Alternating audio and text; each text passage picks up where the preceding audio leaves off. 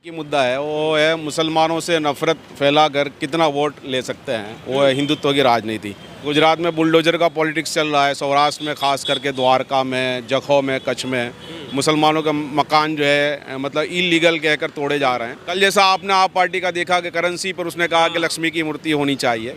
ये आप पार्टी को ये भी पूछा गया कि क्या बिल्किस बानो, तो बोले हमारा मुद्दा नहीं है, हमारा मुद्दा स्कूल है, ये है। कोई ओपनली मुसलमानों के मुद्दों पर बात नहीं करना चाहता, क्यों हर एक को डर ये है कि मुसलमान के मुद्दों पर बात करेंगे तो हमारे हिंदू वोट चले जाएंगे। लेकिन अगर दोनों के बीच में आपसी गठबंधन हो सकता है तो ही मुसलमान जो है उम्मीदवार जीत सकते हैं, वरना गुजरात में पॉसिबल नहीं है। बीजेपी आरएसएस के पास दो घोड़े हैं, एक है विकास का घोड़ा और एक दूसरा है नफरत का घोड़ा, मुसलमानों से नफरत का घोड़ा है, जिसको हिंदुत्व भी कहते हैं। तो जब हिंदुत्व का घोड़ा कमज़ोर पड़ता है तो विकास के घोड़े पर बैठ जाते हैं, जब विकास का घोड़ा कमज़ोर पड़ता है तो हिंदुत्व के घोड़े पर बैठ जाते हैं लेकिन जब सबका साथ सबका विकास है तो सिर्फ बुलडोजर मुसलमानों के मकान पर क्यों चलता है, सिर्फ मुसलमानों की मस्जिद को टारगेट क्यों बना जाता है? अगर सबका विकास है तो फिर मुसलमानों की लड़कियों का हिजाब क्यों खींचा जाता है? सिर्फ मुसलमानों को ही रास्तों पर नमाज पढ़ने से क्यों रोका जा रहा है? मुसलमानों के मसले पर कोई रोना भी चाहता है तो कोठी में मुंह डालकर रोना चाहता है, जाहिर में आवाज़ नहीं आ जाए। नमस्कार, आपके साथ मैं हूं आकिल रज़ा। अहमदाबाद में इस वक्त हम मौजूद हैं। जेहूपुरा ये इलाका है, मुस्लिम इलाका है और काफ़ी डेवलप भी यहाँ से देखने में लगता है।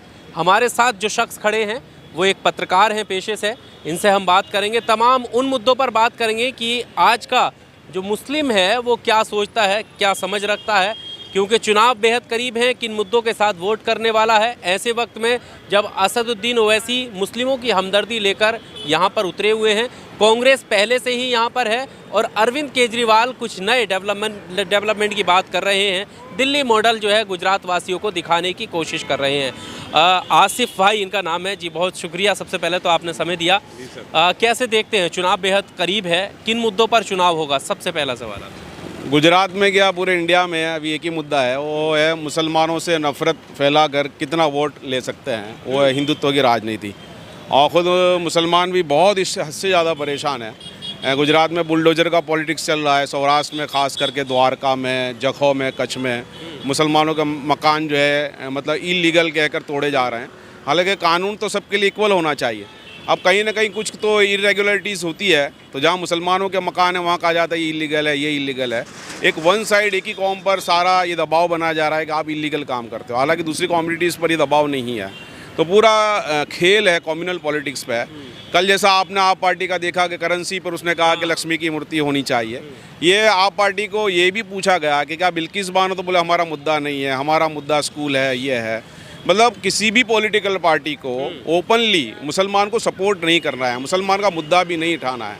आप बैकडोर से मुसलमान मजबूरी में वोट दे दें तो अच्छी बात है। तो उनके जो हर पार्टी के जो मुसलमानों में नुमाइंदे हैं वो ये कहते हैं कि भाई आपको मार नहीं खानी है तो हमको वोट दीजिए, आपको मार नहीं खानी है तो वोट दीजिए। लेकिन कोई ओपनली मुसलमानों के मुद्दों पर बात नहीं करना चाहता, क्यों हर एक को डर ये है कि मुसलमान के मुद्दों पर बात करेंगे तो हमारे हिंदू वोट चले जाएंगे। यानी बीजेपी आरएसएस ने इतना ज़बरदस्त प्रेशर बना के रखा है से, यानी वो सब दूसरी जो सेक्युलर पार्टियां हैं वो भी हिंदुत्ववादी पर आ गई है। तो ये हमारे लिए मतलब क्या कमजोरी समझो, हमारी मजबूरी, बेबसी, जो सब कुछ है वो इसमें नज़र आता है। ओवैसी पार्टी का मसला ये था है कि जो कॉरपोरेशन के चुनाव में तो वो जीत जाते हैं, लेकिन गुजरात में विधानसभा की सिर्फ 3 ही सीटें ऐसी है जहाँ मुसलमानों का जो है, और उसमें एक ही जमालपुर की सीट है जिसमें साबिर काबली वाला जीत सकते हैं, दूसरे नहीं हो सकता है। अगर मुसलमानों की वार्ड मतलब अगर सीटें बढ़ानी है तो एक ही उसका हल है कि कांग्रेस और एमआईएम के लोग गठबंधन करें। लेकिन कांग्रेस वाले खुलकर गठबंधन इसलिए नहीं करना चाहते एमआईएम से कि उनको डर ये है कि अगर हम ऐलान करेंगे तो हमारी हिंदू वोट बैंक चले जाएगी। लेकिन अगर दोनों के बीच में आपसी गठबंधन हो सकता है तो ही मुसलमान जो है उम्मीदवार जीत सकते हैं, वरना गुजरात में पॉसिबल नहीं है। एमआईएम के लिए सिर्फ जमालपुर सीट जीत सकते हैं, इतना जो इक्वेशंस है वो बता रहे हैं।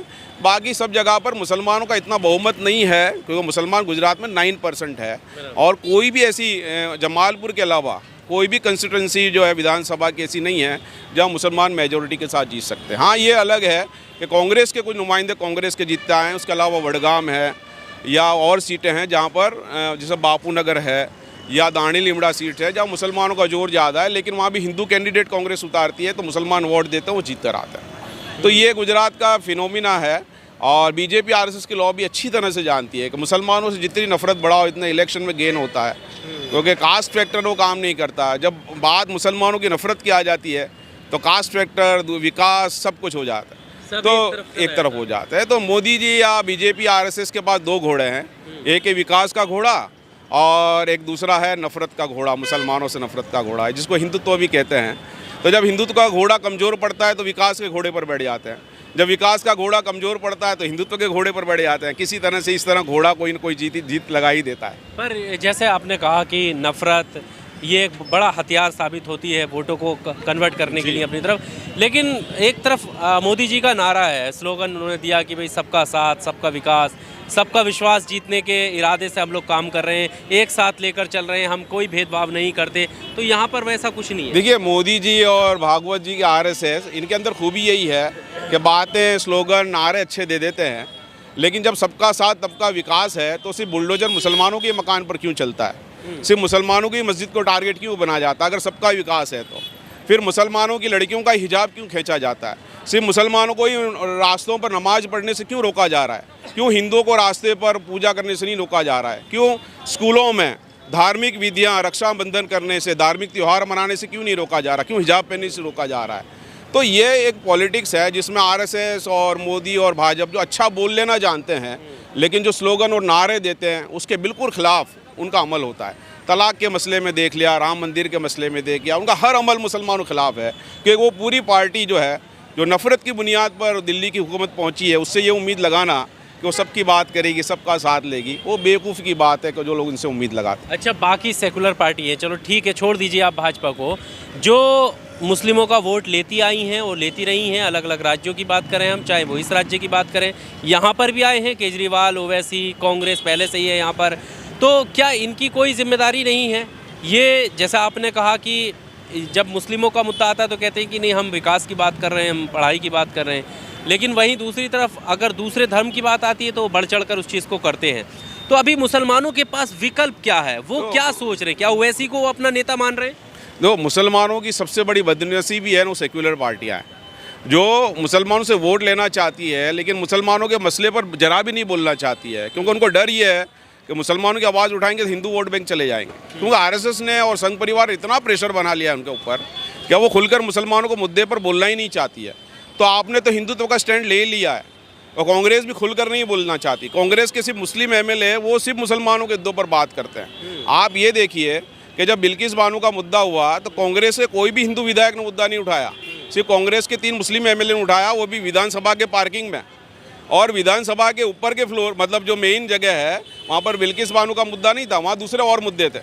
तो ये हमारी बदनीसी भी है कि हमारी मुसलमानों के मसले पर कोई रोना भी चाहता है तो कोठी में मुंह डालकर रोना चाहता है, जाहिर में आवाज़ नहीं आ जाए, हमारे रोने की आवाज़ किसी सेकुलर पार्टी को नहीं सुना दे, ऐसे रुलाते हैं मुसलमानों। तो ये हमारी बदनीसी भी है, बदकिस्मती है, और ये कोई अच्छी बात नहीं है। भारत में जो भी पार्टियां राज करना चाहती है वो ये समझती है कि मुसलमानों को कोने पर रखकर, दबाकर, उनको दबाकर, कुचलकर हम किसी तरह से हुकूमत हासिल कर लेंगे। ये राजनीति अच्छी नहीं है। कांग्रेस हो, केजरीवाल हो, इनमें क्या लग रहा है कि मुस्लिम अगर जाएगा तो वो अभी भी कांग्रेस की तरफ रहेगा या केजरीवाल के नए मुद्दों के सहारे है कुछ? केजरीवाल का तो मुखौटा चीरकर सामने बाहर आ गया है, तो केजरीवाल तो मुसलमानों के वोट लेना भी नहीं चाहते, कोई फ्री में दे दे और उनके भी चेले है तो शोर काफ़ी के 300 यूनिट। जी, ये बात सही है कि हिंदू वोट बैंक में केजरीवाल अपना असर जरूर दिखाएंगे और बहुत सारी सीटें गुजरात में वो लेकर भी आएंगे, शायद हो सकता है कांग्रेस से आगे निकल जाए, ऐसे पूरे आसार हैं।